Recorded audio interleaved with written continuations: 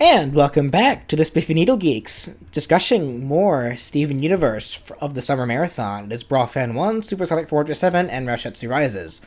And today we are on Mr. Greg. This is the first episode in this marathon, I guess it'd be the third one, where I was in tears. I saw this episode before Ryan and Danny could, because I luckily live in a house with cable with Cartoon Network, and neither of them had that luxury at the time, or neither do they actually do at the moment. But even then, I get back on Skype after watching it, and I'm just in fucking tears, and they're just wondering what the fuck's going on. Yeah. But this was wait, what the hell happened to you? Oh my god, this episode was just so beautiful. That's literally me. Yeah. Well, it's and a big part of the reason why it was so good is because of the music. I mean, they're singing all the time in these episodes. Yeah, usually essentially a musical episode. Yeah, it's usually one song every couple of episodes or something like that. But this one, I mean, it's pretty obvious since they went to Empire City, which is, the equivalent of New York. It's a big homage to Broadway. I mean, it's pretty obvious that that's what it is. So, I mean, almost the entire episode is done in song. And all the songs were glorious. Yeah, they were all really good. What were you guys' favorite songs from this episode? I'd have to say the last one. I'm honestly, I'd say the same thing too. Why don't you talk to each other? Yeah. For me, I think it's a tie with yes. I agree. The final song in the episode was really good, but at the same time, I feel oh man, I think it was the song that Pearl sings. That one got me too. That was the most. That was the one song that everybody loved. And don't get me wrong, that was a brilliant song. What was her name? Dimago. What was the voice actress's name? I don't recall. I think it was Dimago. Let me look that up real quickly. But while we figure that out. Pearl. Didi Mango. Didi Mango. Thank you.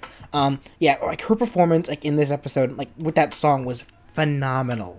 And on top of that, the animation and the visuals that went along it was brilliant. It was beautiful. It captured a whole different style for the show that we've never seen before. Because typically the visual that we do see in the show, it's countryside or nature. We never see city, and this is the first time they really pulled city off, and they did it phenomenally.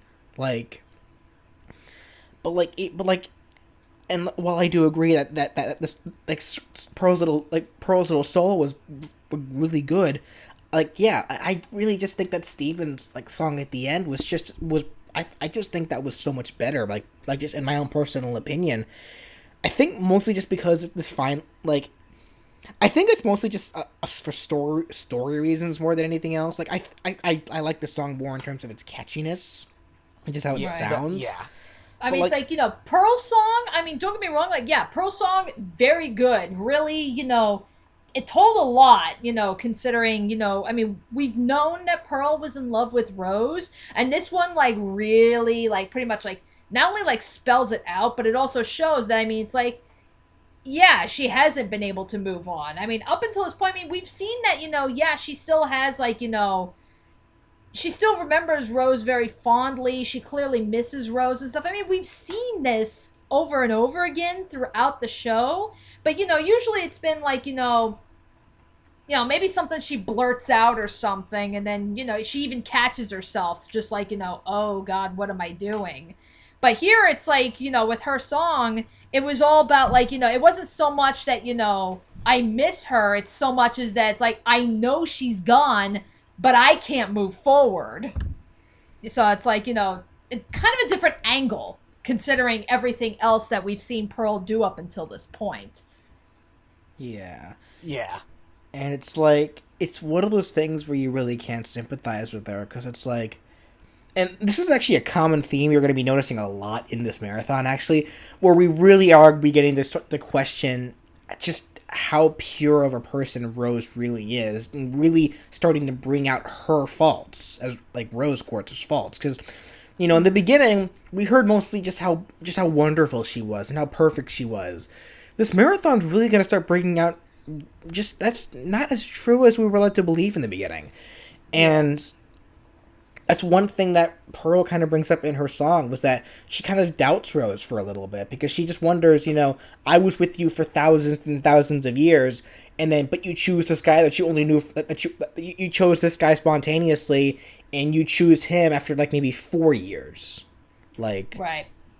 I don't know, like, to me, I mean, it's like, even like during the last song that we loved so much, like, we see Greg and Pearl, they're talking, and even Greg is like, look, I understand that you hate me, and Pearl, she says, no, I don't hate you, and everything. It's just the fact that Rose chose you. It pretty much, to me, that just told me, like, Pearl wasn't so much angry at Greg, so much as she was probably more so angry with herself.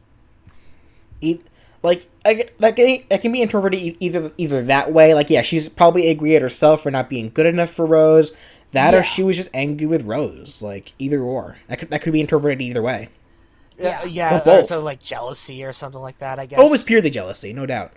Right, but even in Pearl's own song, she even said, Greg wasn't the first man to have come into Rose's life, and Pearl even said, look, I was okay with all these men coming into her life because they were very brief, and, I was still there, and I meant so much more and everything. So it's like, she was fine in the beginning, but then when Greg came along, something changed. He was a good guy. Yeah. Yeah. Like, I don't know. I think this also does really spell out just how strong of a person Pearl really is. Because it's like there's one very big difference that Pearl has with this kind of trope that we never see in any other character or any other series. And I think the best comparison would be to Harry Potter. Remember Snape?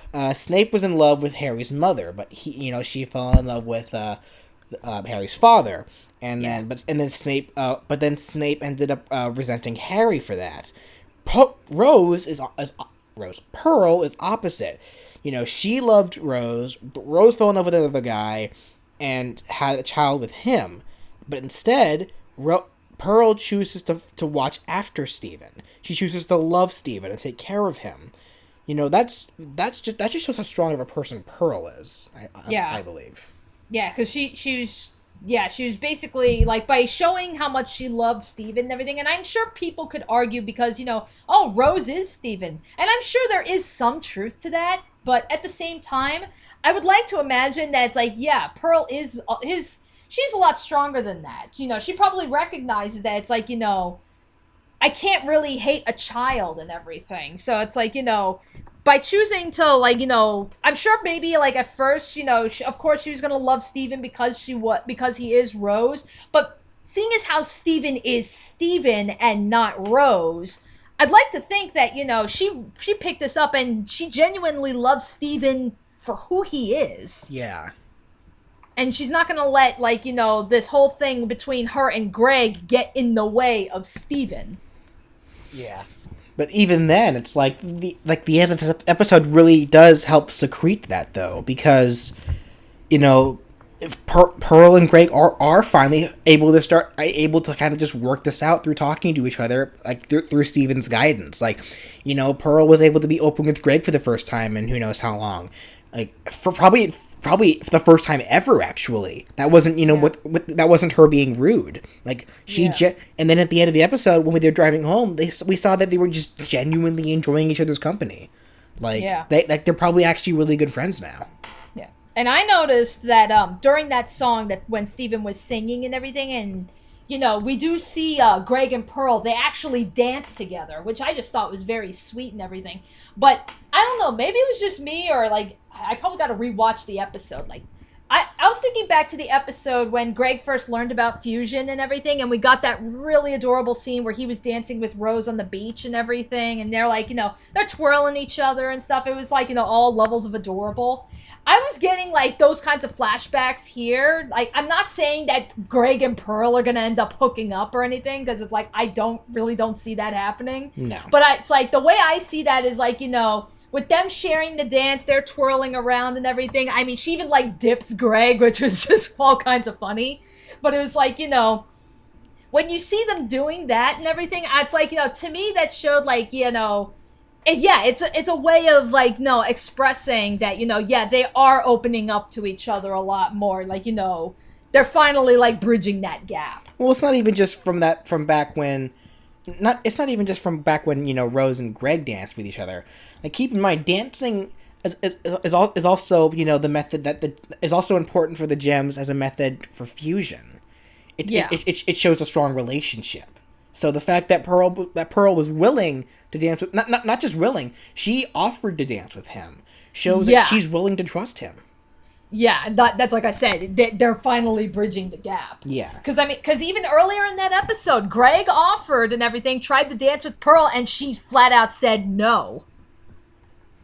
Boo, you're ruining the song. Oh, yeah. And actually, it's like, I guess, like, I think the last thing I just want to say as far as regarding this episode, this actually does you'll kind of see this showing up in the other episodes. I've seen this trope be done in kids shows so many times where somebody comes into a lot of money and then it's like, oh, now I'm gonna live like, I'm gonna live in opulence and I'm gonna like buy all this shit and I'm gonna be like, smarmy rich kid, and everything. And then they blow through all their money and then it's like, then they have to like, relearn what it means to be humble again and that where they came from wasn't so bad. It's a tired fucking trope. I've seen it be done one too many times, and it always ends the same fucking time. Thank you, Steven Universe, for not falling into that fucking trap, because it's like, yeah, Greg, I think they said he got like $10 million off of that fucking burger jingle. Oh yeah, can we please talk about that? How Marty fucking like infringes Greg's song into this derpy ass burger jingle, and over the course of what I'm assuming is maybe 18, 20 years, that somehow accumulated Greg $10 million. What? Yeah, it's like, I'm not quite sure how you got $10 million out of a burger jingle, but, whatever. What? Yeah, don't even bother arguing with it. You're filthy rich just from that commercial alone. Just roll with it. Yeah, but regardless, it's like, Greg comes into $10 million, and it's like he actually does not blow through all of his money by the end of the episode. He might have spent like $1 million of it. I mean, of course he was going to spend a little lavishly in this episode. I mean, they were in a ridiculously expensive hotel. They were eating fancy food. They were in tuxes and shit. Because it's like, yeah, you're in New York. Of course you're going to fucking splurge. But it's like, and this is something that you'll be seeing throughout more of these episodes that, Greg bought something new. But even then, it's like, even though, yes, he's got all this money and he has the ability to live in opulence, pretty much after this episode, he chooses not to. He may buy a couple of things here and there, but he's actually trying to be responsible with his money. And it's like, if any... pretty much stays the same. He's still Greg. He's at least being smart with his money. Yeah, so it's like, because you do see, like, in, pretty much like in the next episodes and stuff, it's like, yeah, they go back to Beach City, goes back to working at the car wash and everything. Even though he's filthy rich, he's living the way he always lived. So it's like, holy shit, you're actually doing something different with this trope. Well, that was also established in the beginning of the episode, too, when Steven was trying to when Steven and Greg were trying to figure out what to even do with the money, Steven kept thinking... Like, the two of them kept thinking of all these ideas, but they literally just kept thinking of reasons, oh, wait, we really don't need to do that. Like, it's like, you can buy a house or a car. And Greg's like, well, I already have my van. Well, yeah. But this is where I was saying, whereas, like, in other previous shows that I've seen, tackle this plot line, it's like, oh, we don't need all this, but then it's like they come into the money, and now they're like, now I want to live like this, and then they spend it all, or lose it all, or something in that same episode, and they're back to where they started, and they're like, they had to, they learned, the humble lesson and everything, and it's like, Greg doesn't need to relearn that fucking lesson. He lives that goddamn lesson. Yeah. Alrighty, what about your thoughts, Ryan? Like, we haven't heard much of you from this time around. Oh, for this episode? Yeah. Oh man. Well, I mean, relatively similar to how you guys were describing the episode, like, altogether. Yeah, even though we have, like, heard, like, musical pieces from the show, like, on certain occasions, it's like, it was actually rather nice for them to actually amp up the musical numbers for, like, an entire episode, because even from the other previous times where they actually did sing, like, the songs were good. So, it was actually really nice for them to actually just add, like, musical numbers throughout the entire thing. Overall, with how these musical numbers and how the plot was going, like, you put those together, and it's like, yeah, I too agree that, the entire episode, it was a really heartwarming episode, and kind of an emotional one at that as well. Yeah. You both love me, and I love both of you. Exactly. Yes. And with that being said, I think that'll do it for this Steven Universe discussion, ladies and gentlemen. So join us next time as we talk about Too Short to Ride. We'll see you all then.